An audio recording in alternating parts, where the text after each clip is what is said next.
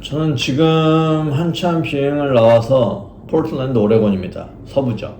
이번 주면 서부에서만 비행을 합니다. 이따가 한 1시간 후에 또 출근을 해야 합니다. 그래서 오늘 이렇게 유니폼을 입고 미리 다 준비를 했습니다. 알래스카. Let's go to 알래스카.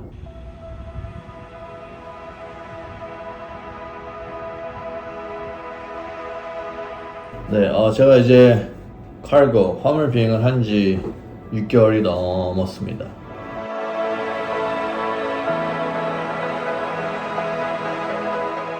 지금 한 6개월 동안 하면서 좀 많은 것을 또 배웠죠.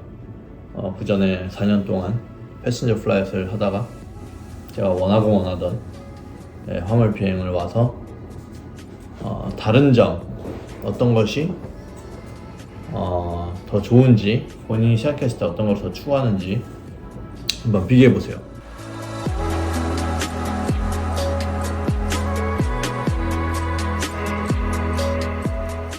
스케줄에 대해서 먼저 알려드릴게요. 항공사에서는 이제 조종사들이 한 달 동안 보름 정도 일합니다. 그거는 전반적으로 똑같아요. 그 출근과 퇴근의 그 방식이 조금 다릅니다. 패신저 플라이트는 한 달에 보름을 일하면서 한 출퇴근을 한 4-5번 정도 합니다. 그 스케줄이 이제 보통은 4일이나 5일 혹은 3일 일하고 집에 와서 또 며칠 쉬고, 또 3-4일 일하고 또 집에 와서 또 며칠 쉬고, 이런 식으로 반복해서 한 달에 15일 정도를 보통 일합니다. 뭐 많게는 18일도 일하고요. 카고 플라이트는 한 달에 한 번에 보름을 나가서 쫙 일을 하고, 또 퇴근하고서는 또 보름 정도를 쫙 쉽니다. 그러니까 출퇴근이 한 달에 한 번밖에 없습니다. 패신저 플라이트가 그런 게 좀 달라요. 그래서 어떻게 보면은 너무 오래 나가서 일을 하게 되는 경우가 있지만, 또 반대로 생각을 하면은 베케이션이 매달 있습니다. 보름을 쉬니까. 저는 개인적으로는 첫 3개월 동안은 솔직히 좀 쉽지 않았어요. 뭐 해보지 않은 부분에서 좀 적응을 해야 되기 때문에, 아내와도 이제 출근을 해서 이야기를 할 때 언제 오냐, 오늘 오는 거 아니냐, 내일 오는 거 아니냐, 어제 오는 거 아니었냐, 뭐 이런 식으로 늘 저를 기다리고, 뭐 저도 언제가 도대체 집에, 막 이렇게 되게 길게 느껴졌어요. 짧진 않죠. 근데 이제 지금은 좀 적응이 돼서 반대로 쉬는 날을 더 카운트하고 있는 것 같더라고요, 제 자신이. 집에서 이제 한 일주일 정도 쉬다 보면은, 이제 퇴근을 해서 일주일 정도 쉬다 보면은 너무 오래 쉬는 거 아닌가? 근데 보통 이제 보름 정도 쉬니까, 뭐 저도 12일 정도, 13일 정도 쉬니까 좀 오래 쉬다 보면은 뭔가 이제 비행하는 거 다 까먹었겠는데? 막 이런 느낌이 이제 와요. 그 정도로 그 2주간의 기간이 이제 꽤 깁니다. 그리고 또 저는 좀 플래닝을 미리 해서 그 보름 동안 이제 아무것도 하지 않고, 최근에 이제 제 집에 카페트를 다 걷어내고 마루를 싹 깔았습니다. 제가 직접 카스코에서 사갖고.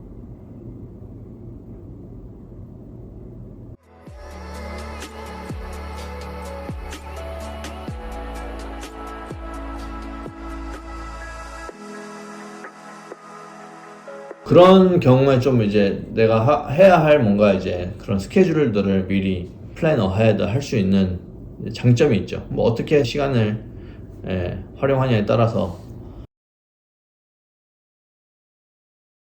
저는 이제 홈베이스예요. 홈베이스라는 건 집이 제 베이스입니다. 패신저 플라이트 같은 경우는 항공사마다 베이스가 정해져 있습니다.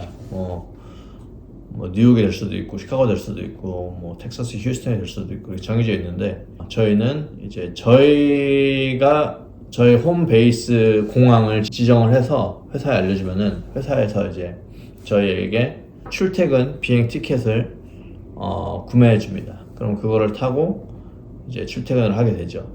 뭐 출퇴근은 매번 이제 다른 공항에서 이루어질 수 있고, 그거는 이제 스케줄을 어떻게 비딩하냐에 따라서 출퇴근의 스케줄이 달라집니다. 동부 워싱턴 DC 쪽에 사는데 캘리포니아 LAX에서 첫 비행이 시작돼요. 회사에서 제가 사는 DC에서 LAX로 비행기를 끊어줍니다. 그럼 그거 타고 출근을 하는 겁니다. LAX부터 시작하는 거죠. 이제 모든 비행이 이제 보름 동안 끝나서, 예를 들어서 시애틀에서 끝났다. 그럼 시애틀에서 이제 다시 집에까지 오는 비행기를 끊어주고요. 많은 화물 항공사들이 그런 식으로 컨트랙이 되어 있습니다. 홈베이스.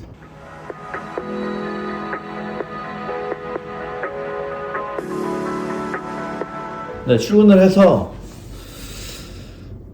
비행기로 이제 들어갈 때 패신저 플라잇은 그 과정이 너무 많죠. 일단 공항을 가야 되죠. 공항을 가서 터미널을 들어가서 터미널에서 세큐리티 체크를 통해서 또 게이트를 찾아가야 합니다. 그 게이트로까지 가는 과정이 생각보다 오래 걸려요. 뭐 에스컬레이터를 타야 될 수도 있고, 뭐 엘리베이터를 타야 될 수도 있고, 걸어가든지 셔틀을 타든지 뭐 지하철을 타든지 whatever. 그래서 보통 공항에 도착해서 이제 비행기까지 가는데 한 20분 잡아야 될 거예요. 그리고 게이트도 늘 찾아다녀야 되고.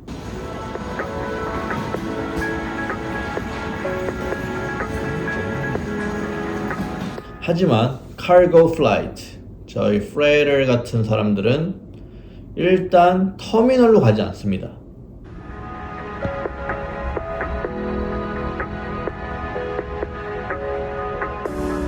저희는 아예 칼고 그 파실리티가 따로 있어서 그쪽으로 통해서 이제 어느 회사인지, 그리고 어느 데스티네이션으로 가는지, 그리고 누군지 컴퍼니 아이디만 보여주면은 바로 통과를 해서 비행기까지 들어가는데 단 1분도 안 걸릴 겁니다, 아마.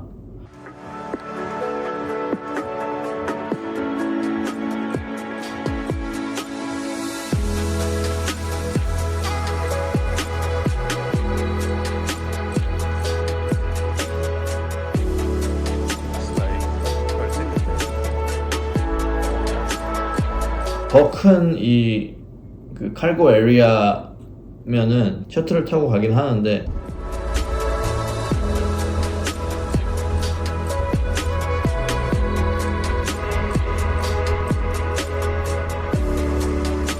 들어가서 바로 셔틀을 타고 제 비행기 앞에까지 데려다 주죠. 그래서 그 과정이 너무나 좋습니다. 저희는 뭐 따로 세큐리티 체크를 할 필요도 없고, 뭐 KCM이나 갖고 다니면 안 되는 거를 매번 저희가 그 엑셀을 찍어서 스캔하지도 않고, 그런 과정들이 너무 수월합니다.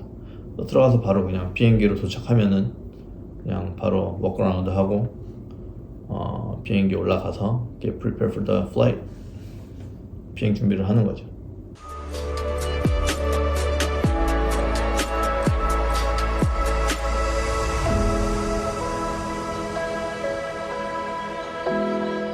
오로지 100% 비행에만 집중할 수 있습니다. 패신저 플라이트 같은 경우는 비행기 안에 조종사만 타지 않고 승무원도 계시고 손님도 있고 아이도 있고 동물도 있고 막 여러 많은 짐도 있고 많은 것이 같이 탑니다. 근데 칼고는 일단은 생물체는 저 조종사들밖에 없습니다. 그래서 다른 거에 신경 쓸 필요가 없어요. 또 무엇보다 이제 그 패신저 플라이트 같은 경우는 승무원과의 이런 커뮤니케이션도 많이 필요하고, 저희가 좀 이제 터뷸런스 같은 게 있으면은 바로 승무원한테 알려주고, 아니면 또 손님들을 먼저 생각해서 벨트를 매야 한다, 또 승무원에 서비스하고 있을 때 뭐 이런 많은 것들을 이제 소통을 하면서 신경을 쓸 게 많습니다. 하지만 저희는 오로지 뭐만 한다? 비행에만 집중합니다. 이게 생각보다 에너지 소비가 적어요. 비행을 할 때도 저희가 자동적으로 다른 것에 신경을 안 써서 좀 더 스트레스가 덜 합니다. 더 조금.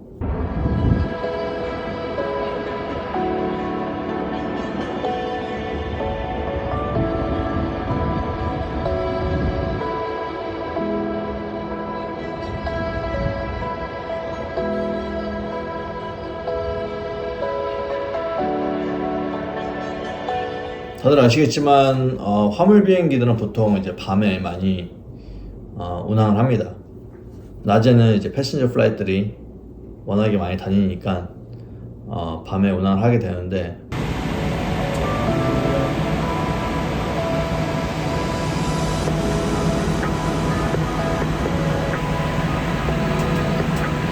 달에 거의 50대 50이에요. 밤에는 낮에 비행하고 밤에는 밤에 비행하고, 반은 낮에 비행하고 반은 밤에 비행하고. 근데 밤에 비행하는 게 저는 좀 개인적으로 좋습니다. 일단은 되게 고요해요. 트래픽도 없고 어디에 가서 이착륙을 하든 저희만 이착륙을 하고 있더라고요. 데스티네이션에 왔을 때 막 날씨가 안 좋아서 막 어디에 홀딩하고 있고 막 이런 경우가 거의 없습니다. 그래서 그거에 대한 판단도 더 수월하고요. 또 밤에 비행을 하다 보면은 은근 별똥별이 잘 보입니다. 최근에 비행을 하다가 밖을 봤는데 뭔가 슉 지나가서 별똥별이긴 한데 초록색을 봤어요. 초록색 별똥별. 그래서 밤에 은근 신기한 것도 많이 보이고, 오늘 알래스카 가는데 그 오로라 궁금하게 합니다. 지금 여기는 비가 오지만 알래스카 쪽은 좀 날씨가 좀 개여 있는 것 같아서 뭐 자주 가진 않지만 그래도 한번 기대는 하고 있습니다.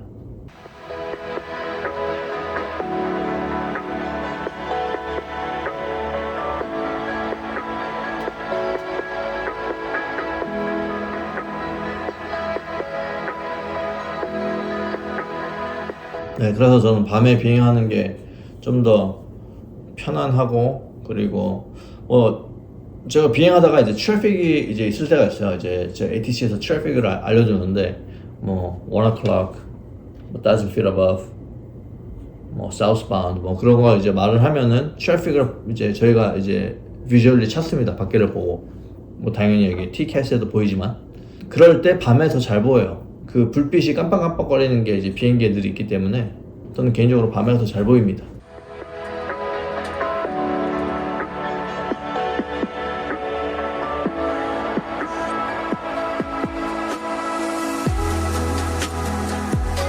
동해 번쩍 서해 번쩍 알래스카 왔습니다. 어제 12인치 눈이 왔다고 하네요. 다행히 제가 왔을 때 눈이 안 오고 있어서 좀 다행이긴 합니다. 네, 그리고 화물 비행에서 또 다른 점이 전에 패신저 플라이 때는 이제 웨이랑 밸런스를 제가 이제 캡틴 때 대부분 했거든요. 사람이 몇 명 타고 또 짐이 몇 개고냐에 따라서 제가 그때 이제 바로 문 닫기 전에까지 계산을 해서 비행을 했는데, 이곳에서는 전혀 웨이랑 밸런스에 대해서 저희가 딱히 계산을 하지 않습니다.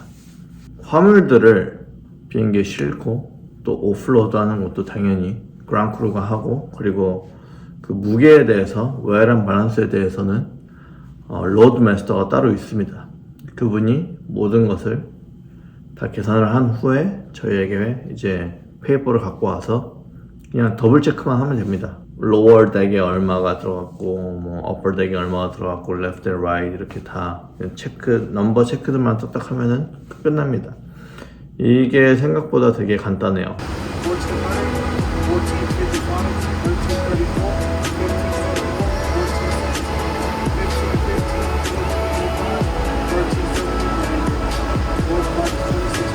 웨이랑 밸런스에 대한 숫자가 좀 잘 안 맞는다 그러면은 저희가 계산하는 게 아니라 그분이 다시 계산해서 저희한테 갖고 오기 때문에. 근데 이제 전에 패신저 플라이 탈 때는 저희가 다 직접 계산을 해서 결정도 저희가 해야 하고, 웨이랑 밸런스에 대한 부분들이 좀 일이 되게 많아요, 생각보다.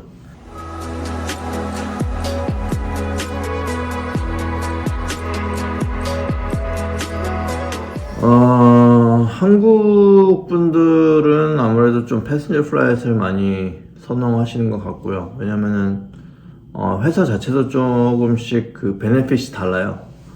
아무래도 패신저 플라이트 같은 경우는 회사 자체가 손님들을 태우는 거라서 또 많은 다른 회사의 조종사들도 많이 태우고, 그래서 그 다른 항공사들과의 또 컨트랙이 잘 되어 있는 부분이 다른 항공사 조종사들도 충분히 프리로 태울 수 있는 이제 스탠바이 같은 제도가 좀 있습니다. 근데 조종사만 태우는 게 아니라 이제 그 가족까지도 충분히 그 비행 혜택을 받을 수 있는데, 칼고 조종사들은 조종사들은 당연히 뭐 점프 타고 할 수 있는데 이 조종사들의 가족은 스탠바이나 그런 프리 티켓으로 비행기를 탈 수 없습니다. 결과적으로는 조종사 본인 말고는 와이프나 또 자녀 혹은 부모님의 그 비행 혜택이 없습니다. 그 부분은 이제 좀 다르죠. 그리고 401k라고 미국에서 이제 은퇴 자금을 이제 회사에서 제공을 해주는데 화물 항공사는 그렇게 많은 퍼센테이지를 주지 않아요. 근데 이제 제가 알기로는 뭐 유나이티드나 이런 대형 항공사들, 패신저 플라이 항공사들은 거의 뭐 한 20%까지 해주는 것 같은데 화물 항공사들은 그런 거는 또 많이 주진 않더라고요. FedEx나 UPS도 그렇게 높지 않다고 하더라고요. 네, 그런 부분들이 그 디테일한 그런 회사의 컨트랙 부분들이 조금씩 다릅니다. 근데 이제 많은 미국 조종사들이 칼고를 좀 선호하는 게 아무래도 제가 지금까지 말한 내용들이 아무래도 미국 사람들에게는 좀 더 칼고 항공사를 선호하고 있는 것 같습니다.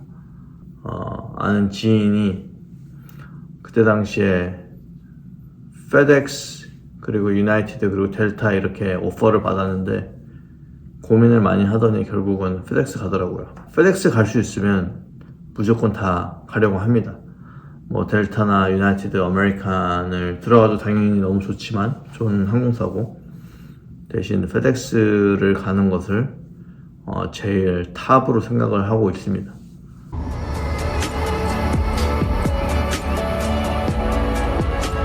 네, 사실 저도 뭐 매일같이 좀 고민입니다. 칼고를 원하는 곳을 와서 너무 좋게 하고 있지만 또 가능하다면 계속 화물 비행을 하고 싶은데 회사가 얼마나 스테이블하냐에 따라서 다시 다른 항공사를 가야 할지 뭐 이런 거는 뭐 매일 고민입니다. 뭐 다른 조종사들도 마찬가지일 거예요. 자기의 목표했던 항공사까지 가기 전까지는 그런 고민들을 할 것 같습니다. UPS나 FedEx 가면은 제일 좋긴 하겠죠. 내일 일도 모르는 지금 상황에 잘 매일매일 고민하며 생각하며 나아가야겠습니다. 이만 피곤해서 자야겠네요. 이곳에서 24시간 레이오버하고 내일은 또 롱데이입니다. 12시간이랍니다. 알래스카에서 워싱턴 스테이트로 갔다가 거기에서 조금 있다가 이제 캘리포니아로 또 비행을 갑니다. 롱데이. 좋은 정보가 되었길 바라면서 궁금한 점 있으면은 댓글을 달아주십시오. 같이 쉐어해 봅시다. See you. Swag.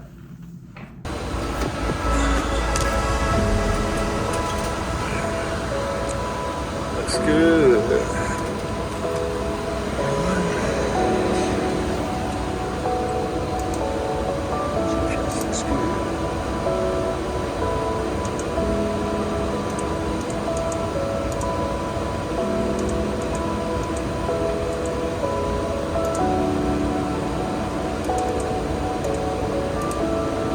Got a link fail.